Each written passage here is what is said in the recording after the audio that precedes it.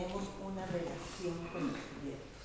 Es un objeto de uso permanente, constante en nuestra cotidianidad, pero tal vez como los usamos día a día, no analizamos la relación que nosotros establecemos con los cubiertos.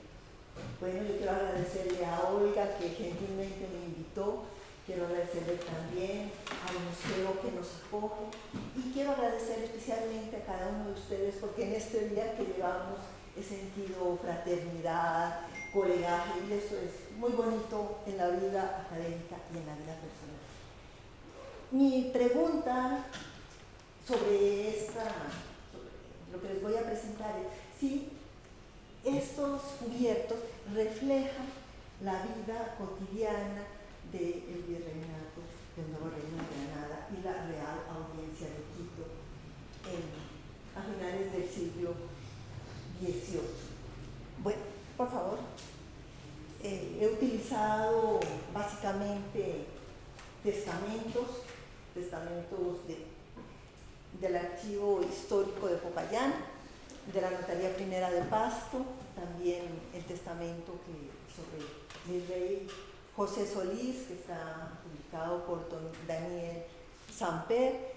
Hay un material muy interesante de Enzo Garay, que es un estudioso de las ciencias sociales, es un licenciado guayaquileño que hizo un excelente síntesis de testamento, y Orián Jiménez. Seguimos, por favor. Bueno, pero entonces veamos cuál es la definición de cubiertos. Esta definición de cubiertos es del Diccionario de Autoridades de 1729.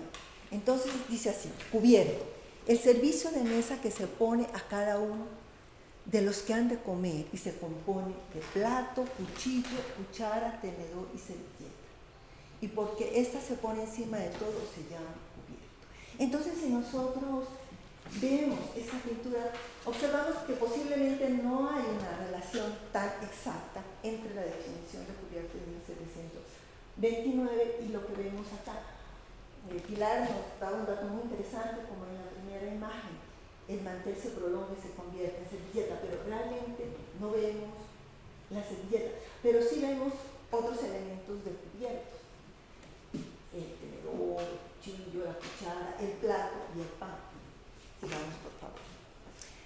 Pero entonces, ¿cómo ven las personas de la época esa acción de comer?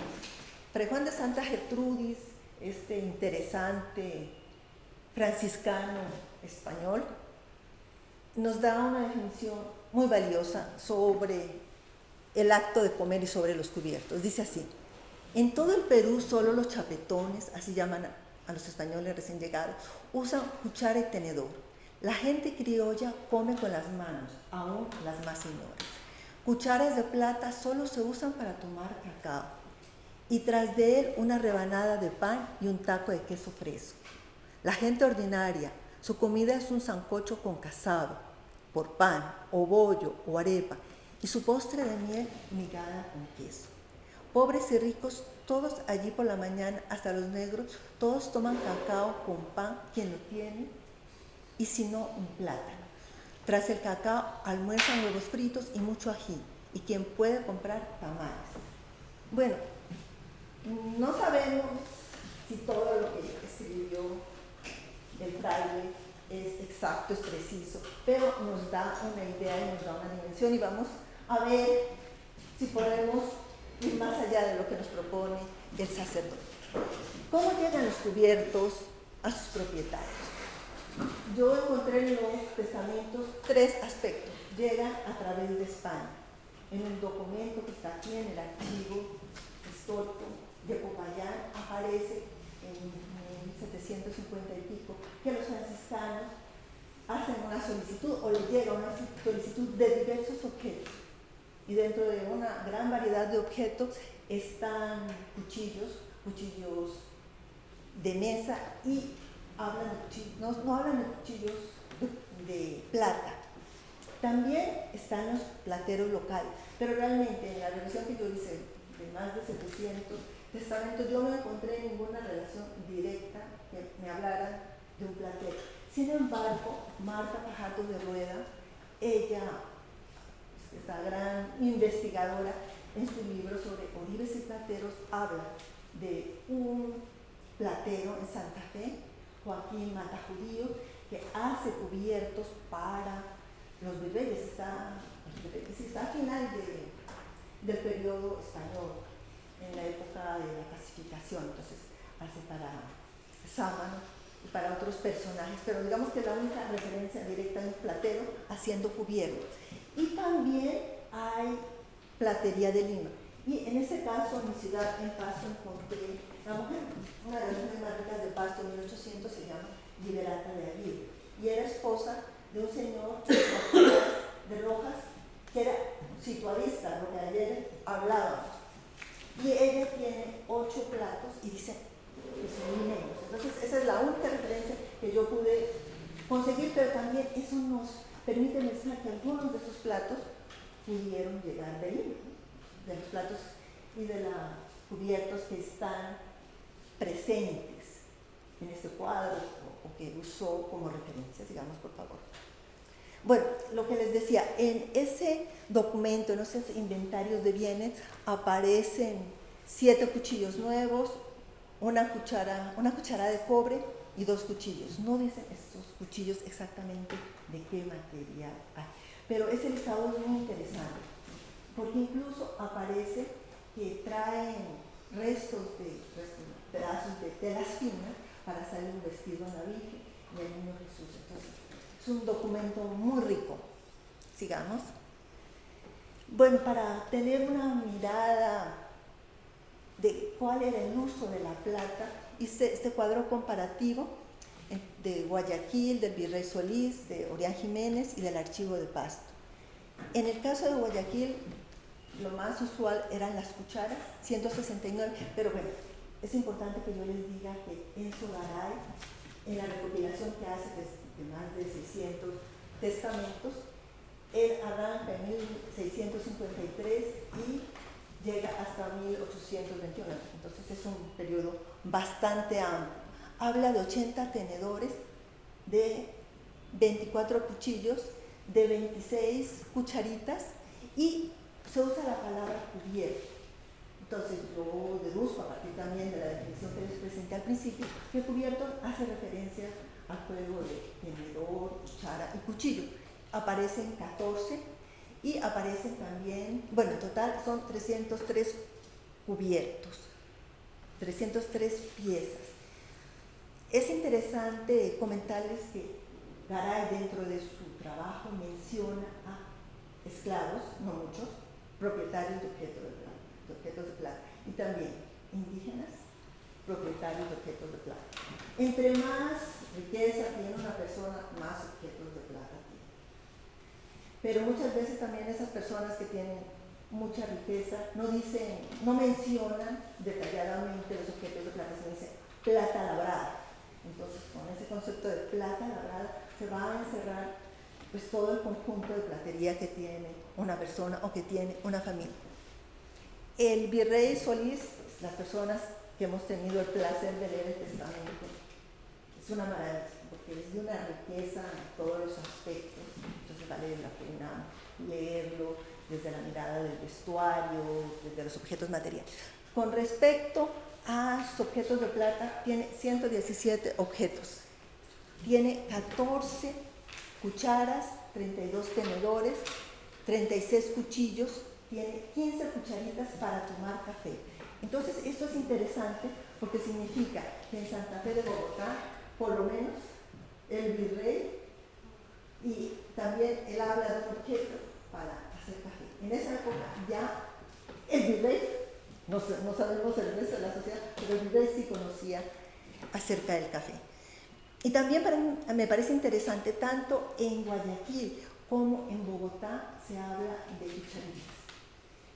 Cucharitas se puede usar también para tomar el chocolate, pero también para consumir los almíbares, los dulces de almíbares, que van a ser muy famosos, un alimento fundamental dentro de la historia de la cocina en este territorio. Bueno, Orián Jiménez nos habla de 22 cucharas, de 8 tenedores, de 5 cuchillos, de 49 cucharitas, no menciona ningún cubierto. Orián Jiménez es muy interesante porque se refiere exactamente a Popayán, de 1805, 1812. Entonces, es muy útil esa referencia. Y en el archivo de Pasto, Pasto en comparación con Bogotá o con Popayán, pues es una ciudad con menos dinero. Encontré pocas referencias, solamente encontré 23 referencias, en el caso de los cubiertos, 12 cucharas, 8 tenedores, no hay ningún cuchillo, cosa que me parece rara, tampoco hay ninguna cucharita, y aparecen también 3 cubiertos. Entonces, este listado pues nos da una imagen de los objetos de plata. Bueno, y también yo consulté, gracias a Oira, gracias a Beatriz, un inventario que hacen los franciscanos sobre su homenaje. Y es muy interesante porque en 1785 aparece nuestro cuadro, y aparece así referenciado: un cuadro grande de la cena con su moldura y remate. ¿Se imaginan lo maravilloso que debió ser la moldura y el remate? Bueno, cada uno se puede imaginar un mundo distinto, pero nos ayuda a dimensionar la importancia que tenía este cuadro, porque si así como lo vemos es magnífico, con seguridad el marco también lo era. Y además de este cuadro había uno que dice: otro cuadro menor que representa el convite de nuestro Padre Santo Domingo a San Francisco y sus hijos con su mar. Bueno, ahí aparecen, ellos llaman Inventario Universal de las Alhajas de la Enfermería, Refectorio, Cocina, Herramientas y Conventos.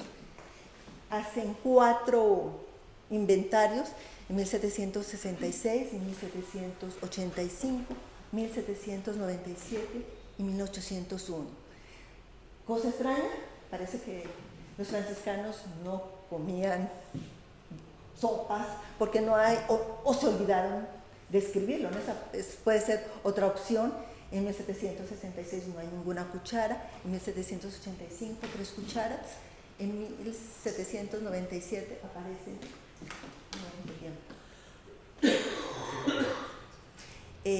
4 de fierro, y en 1801 también aparecen 4 de fierro y 40 cucharas que no expresan el material. Entonces eso me lleva a pensar que las cucharas que tenían no eran de plata, porque si eran de plata, con seguridad estaba escrito. Y tiene 11 tenedores de fierro para 1766, 20 para 1785, para 1797, 18, y para 1801, 25, y cuchillos 1766, 25, 1785, 33, y 1797, 22. Para 1801 son 26. Bueno, entonces vamos a este cuadro. En este cuadro hay 20 cubiertos que están repartidos de la siguiente manera. Hay 5 juegos de cubiertos, de tenedor y cuchara. En algunos casos el autor los presenta de una forma muy sutil. Siempre cruzados y boca abajo. Yo estuve averiguando ayer con Francisco, a ver si Francisco conocía el significado, por qué las cucharas, los tenedores aparecen boca abajo, pero no podemos llegar a una conclusión, pero si alguien lo sabe, pues muy bienvenido. Entonces hay 5 juegos de cubiertos cruzados boca abajo, hay 8 cuchillos. La mayoría de cuchillos tienen esta forma. Hablando con Pilar considera que una opción podría ser para cortar el pescado. El único cuchillo es este cuchillo. También lo que nos comentaba Pilar, en un contexto franciscano de mayor pobreza, un cuchillo con el mango pronto de madera. Y también hay dos piezas que están sueltas, que es un tenedor y una cuchara que no forma aquí la cuchara, y el tenedor, que en este momento lo perdí, que es un tenedor. Pero allá hay un cruz. Sí, hay uno que está cruzado. Sí, allá hay uno. Bueno. Hace